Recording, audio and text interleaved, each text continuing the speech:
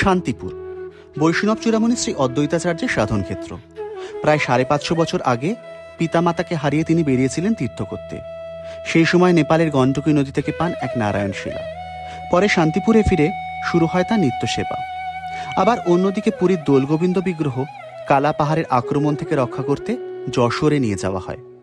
পরে আবার মানসিংয়ের বাংলা আক্রমণের সময় মথুরেশ গোস্বামী পদব্রজে বিগ্রহটি শান্তিপুরে নিয়ে আসেন। পরে যদিও অপ্রত্যাশিতভাবে সেই বিগ্রহ হারিয়ে যায়। কিছুদিন পরে দিকনগরের ঘোলার বিলে পাওয়া গেলে তাকে কৃষ্ণনগরের রাজবাড়িতে প্রদর্শনের পর পুনরায় শান্তিপুরে ফিরিয়ে আনা হয়।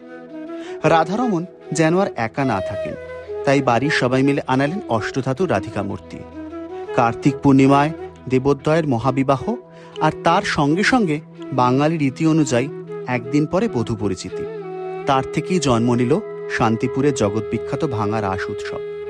আজও সেই ধারা অব্যাহত রয়েছে, যা বলতে গেলে বাংলার তথা ভারতের সব থেকে পুরনো কার্নিভাল। আজও বড় গোস্বামী বাড়ি সাক্ষী হন সেই চিরন্তন প্রেম ও ভক্তির।